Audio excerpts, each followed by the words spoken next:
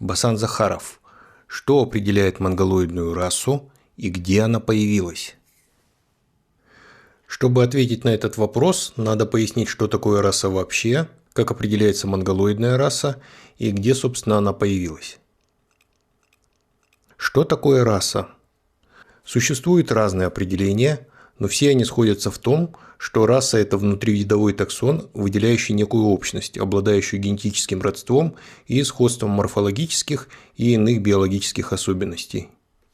Это определение верно как для человека, так и для других видов. Иногда уточняется, что это популяция или система популяций в пределах одного вида, имеющая генетические и морфологические отличия от других подобных ей. Иногда еще уточняется, что эта группа популяций объединена общностью исторического происхождения и неким общим ареалом. Биологи могут использовать термин «раса» и «подвид» как синонимы, но, по крайней мере для человека точно, считается, что раса является таксоном более низкого ранга по отношению к подвиду. Что определяет монголоидную расу? Начнем с того, почему, собственно, монголоиды. Исторически сложилось так, что негроиды получили название по наиболее заметному признаку, а именно по пигментации кожи. Европеоиды были названы по части света, хотя в англоязычной литературе используют термин Caucasian race или кавказская раса или кавказоиды. А вот монголоиды получили название от имени небольшого народа, хотя логичнее было бы дать название также по части света – азиатоиды. В старых статьях иногда встречается термин Homo sapiens asiaticus. Если использовать название народов, то раса вполне могла называться синоидной, кореоидной или, скажем, японоидной. Но, по всей видимости, из всех азиатов именно монголы произвели наибольшее впечатление на европейцев. Считается, что впервые термин «монголоидная раса» при описании калмыков использовал Кристоф Майнерс в 1785 году. Позже, в XVIII-XIX веке, этот термин использовали Иоганн Блуменбах, Исидор Жуфруа Сент-Элер, Жорж Кювье, Артюр де Губино, Томас Гексли, Август Генри Кин, положив таким образом начало его широкому распространению. Кант во второй половине XVIII века наряду с термином «монгольская» использовал термин «гунская» и даже «калмыцкая раса». Описание большой монголоидной расы в учебнике по версии Хрисанфова и Перевозчикова 1999 года выглядит следующим образом. Цвет кожи от смуглого до светлого, в основном у североазиатских групп. Цвет волос темный, у некоторых вариантов очень темный и сине-черный. Волосы, как правило, жесткие и прямые, но в Южной Азии есть группы со значительной частотой волнистых волос. В Северной Азии нередки мягкие волосы.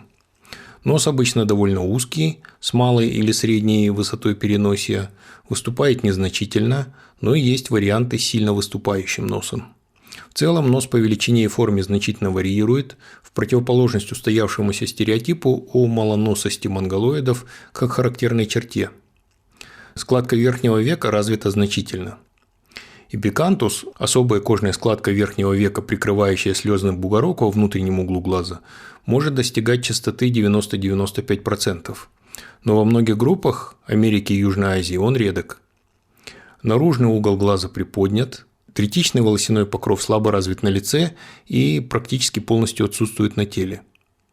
Длина тела варьирует меньше, чем у негроидов, но по-настоящему высокорослых групп немного, как нет и очень малорослых. Как видим, признаков в описании немного. При этом для многих упомянутых признаков фиксируются достаточно широкие градации.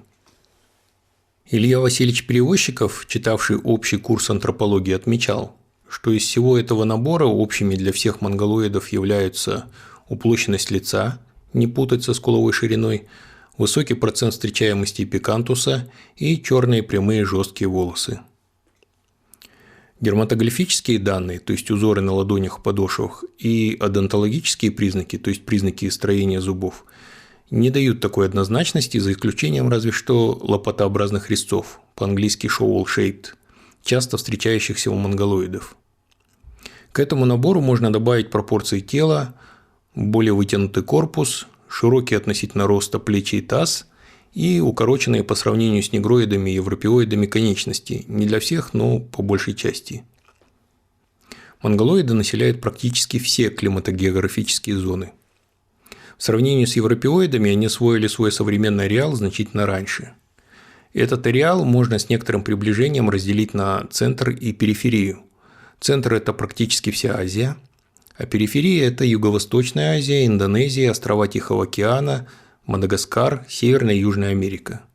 К периферии следует отнести и зоны контакта с европеоидами – Среднюю Азию, Казахстан и Сибирь. Частота общих признаков, уплощенность лица, эпикантус и прямые жесткие волосы уменьшаются от центра к периферии. В центральной зоне обитает большая часть современных монголоидов, а их физический тип близок к приведенной ранее обобщенной характеристике. На периферии не только меньшая численность, но и антропологический тип популяций часто существенно отличается. Считается, что эти отличия возникли либо в результате изоляции от основной массы населения, либо как результат смешения с европеоидами и экваториалами. Как и в случае с европеоидами, можно в общих чертах наметить изменения в частотах основных признаков внутри ареала. Цвет кожи становится более темным по мере продвижения от полюсов к экватору, но очень темных оттенков у монголоидов не бывает. Пигментация волос в пределах темных оттенков шкалы имеет небольшую тенденцию к усилению с запада на восток. В низких широтах увеличивается частота волнистых волос. Частота эпикантуса уменьшается от центральной зоны к периферии. Примерно так же уменьшается степень уплощенности лица. В центральной части ареала монголоидные особенности древних популяций ясно фиксируются уже с неолита. На окраинных территориях эти признаки более позднего происхождения, независимо от наличия там домонголоидного населения. Теперь, когда имеется представление о понятии раса вообще и понятии монголоидная раса в частности, рассмотрим вторую часть вопроса о месте ее появления. Что у нас говорят по этому поводу антропологи? А они почти ничего не говорят. Мнения, конечно, имеются, но консенсуса о точном месте происхождения монголоидов нет. Учебник антропологии, хотя и описывает общие и разные локальные типы, о месте появления расы почти ничего не говорит. Упоминается лишь о том, что до неолита, то есть до периода в 10 тысяч лет назад, нет достоверных свидетельств присутствия монголоидов в Восточной Азии. Но, возможно, они были в Северной Азии, в Верхнем Палеолите, то есть в промежутке от 40-32 тысяч лет назад до 10-11 тысяч лет назад. В подтверждение идут ссылки на фрагмент черепа, представляющий собой лобную долю с переносием со стоянки Афонтова гора на Енисее. Он обладает чертами монголоидной расы. И на статуэтке со стоянок Мальты и Буретии, это Иркутская область. Журналисты пишут, что на одной из фигурок проглядываются раскосые глаза, уплощенное лицо и скулы, как у монголоидов. Мальта датируется в 25-20 тысяч лет назад, а Буреть, по разным оценкам, в среднем примерно 24,5 тысячи лет назад. В общем, учебник говорит скупо и неопределенно. Есть мнение, что монголоиды сформировались в неолите из групп, которые первыми перешли к земледелию и, получив таким образом преимущество, резко увеличили свою численность. Их образование связывают с первичными центрами земледелия в долине Хуанхэ и, возможно, Янцзы. Это так называемая культура Яншао, 7-5 тысяч лет назад там выращивалась чумиза, сорт проса, и культура Луншань, тоже проса, датируется первой половиной второго тысячелетия до нашей эры. То есть 3,5-4 тысячи лет назад получается. Ситуация описывается так. Монголоидный комплекс признаков не был резко выраженным и широко распространенным, территория, на которой он первоначально возник, была невелика, и людей там жило не очень много. Однако приобретенные этими людьми преимущества в виде земледельческого хозяйства на очень плодородных почвах выразились в резком возрастании численности, а большая численность, в свою очередь, способствовала закреплению и распространению этого комплекса признаков во все стороны. В принципе, звучит логично, и с этим можно было бы согласиться, но тут упускается тот факт, что монголоидный комплекс или набор признаков встречается не только у неолитических земледельцев с реки Хуанхэ. Причем напомню, что большая часть описанного комплекса признаков описана на живых. Когда же дело касается костей, то ни волос, ни эпикантуса увидеть мы не можем. Часто нет даже полных скелетов и остается судить по черепу. А на нем основной признак – это уплощенность лица. К ней можно добавить лопатообразность резцов, это, пожалуй, и все. Форма черепной коробки, ортогнатизм, прогнатизм или выступание челюсти у разных монголоидов сильно варьируют, как и углы выступания носовых костей. Каких-то еще признаков на черепе, выделяющих именно монголоидов, не припомню. В общем, строго говоря, монголоидные признаки фиксируются не только в неолите и не только в Восточной Азии, а вообще довольно много где. В своих статьях очаги монголизации перечисляет Алексей Михайлович Малолетко. По специальности он был не антропологом, а палеогеографом. Где же находятся эти очаги? Малолетко отмечал лапаноидов, которые живут в Северной Норвегии, Северной Финляндии и на Кольском полуострове. Их он считает древнейшим населением Фенноскандии, потомками палеоевропейцев, носителей оренсбургской культуры, которые примерно 8 тысяч лет назад пришли из районов Дании в Норландию и сформировали свой антропологический тип. Также монголоидные признаки найдены на черепах мезолита и неолита Баварии. Мезолит – это Офнетская стоянка, и неолит – череп из Бранденбурга, Притцербергское озеро и черепа из памятников Домица, Дохлярмаки, Сафферштеттена. Слабая монголоидность обнаружена на мезолитических черепах оленеостровского могильника на Онежском озере, и она признается обычной особенностью древнего населения Восточной Европы. Заметная уплощенность фиксируется на материале стоянки Сунгирь, это примерно 34,5-33,5 тысячи лет назад, тоже Восточная Европа. На Урале к носителям уральского антропологического типа относятся носители шигирской культуры 5-4 века до нашей эры, то есть получается 7-6 тысяч лет назад. В Алтайской пещере по левому притоку Катунии, восточнее райцентра Шибалина, найден неолитический череп, близкий по антропологическому строению Хантам и Манси. Это вторая половина 4 тысячелетия до нашей эры. В Сибири стоянки более 25 тысяч лет назад – это Афонтова гора у Красноярска и Мальта и Буретия у Иркутска. По версии Малолетко, некие палеоевропейцы из Западной Европы продвинулись в сторону Урала, смешались там с евроафриканцами и дошли до Придуралья, где и заявили о себе гены, ответственные за монголоидные признаки. Так, в завершающую фазу верхнего палеолита на базе слабо дифференцированных антропологических типов возник восточноевропейский очаг монголоидных признаков. При переходе мигрантов более 25 тысяч лет назад через Урал в Сибирь до Забайкалья процесс монголизации усилился. Этот северный поток он назвал бореальным. В Африке он отмечает бушменов и готентотов. Они сочетают основные признаки двух рас – негроидной и монголоидной. К числу признаков монголоидной расы относятся складка века, эпикантус, сильно развитые скулы, плоские лица и нос, еще более плоские, нежели у сибирских монголоидов. Также в Южной Африке в пещере Скидергат у Кейптауна найден череп, сходный с бушменским. Провинция Кам в Тибете, верховье рек Накчу, Меконг и Янзы. Малолетко считает, что часть ранних мигрантов, избравших путь из около Средиземноморья на восток по побережью Индийского океана, уклонилась на север, вглубь материка. В суровых тибетских условиях их физический тип изменился. Усилились европеоидные, выступающий нос, высокое переносие, и монголоидные признаки – скуластость, эпикантус, жесткие волосы. Далее Центральная Азия. Голоценовый возраст типичных монголоидов подтверждается памятником Джалайнор во внутренней Монголии. Создатели этого памятника имели абсолютно широкое, высокое и очень плоское лицо.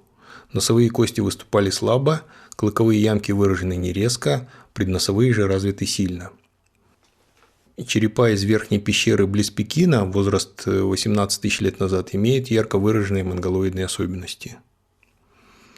Монголоиды Восточной Азии вообще. Восточное Тихоокеанское побережье Азии заселено группами, которые включаются в большую монголоидную расу, но различаются по ряду признаков.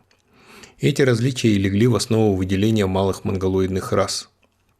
Все группы Тихоокеанского побережья Азии имеют смешанные монголоидно-австралоидные черты. По версии Малолетко они сложились на базе южного, аустрического миграционного потока. Его аргумент состоит в том, что известны условно чистые австралоиды, пришедшие по берегу Индийского океана, а у чистых монголоидов по побережью не найдено. Соответственно, монголоидные признаки возникли у этих австралоидов, и произошло это примерно 20 тысяч лет назад. При этом еще в неолите юго-восточный Китай был заселен людьми полинезийско-меланезийского типа. Итого, согласно приведенным данным, получается, что монголоидные признаки возникали в разное время в разных местах. В Африке, в Восточной Европе и Сибири, или в Восточной Европе с продвижением в Сибирь, и вдоль Тихоокеанского побережья Азии. Получается следующая картина. Антропологи описали монголоидную расу, перечислив определенный комплекс морфологических признаков. При этом основными для всех монголоидов являются уплощенность лица, высокий процент встречаемости пикантуса и черные прямые жесткие волосы. Рассуждая о возникновении расы, мы имеем дело с костями, где вторые два признака мы никак не можем увидеть. На черепе можно увидеть уплощенности, кое-что по мелочи, лопатообразные резцы, высоту переносия, выраженность клыковых ямок и тому подобные вещи. Мы знаем, что в палеолите разные группы людей выглядели не так, как сейчас, и расы, то есть некие комплексы признаков, в то время были другими. Причем их разнообразие даже в пределах небольшого ареала могло быть достаточно большим. Мы также знаем, что очаги того, что сегодня мы называем монголоидностью, возникали в разное время и в разных местах. Где-то они могли затухнуть, где-то закрепиться. Вообще сложно сказать, можно ли считать комплекс признаков проявлением родства, потому что схожие комплексы могли формироваться в процессе эволюции параллельно. И поскольку отрицать вероятность возникновения схожих комплексов невозможно, я склоняюсь к мысли о возможности возникновения монголоидности в разных местах. Мы точно знаем об очаге монголоидности в неолитической культуре земледельцев Яншао.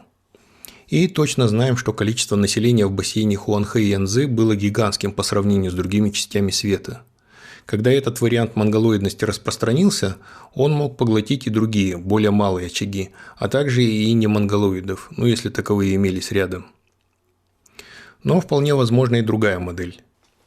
Этот яншаоский вариант распространился вдоль побережья и по Южной Азии, а в Северной Азии основными вариантами остались те, что были там до неолита.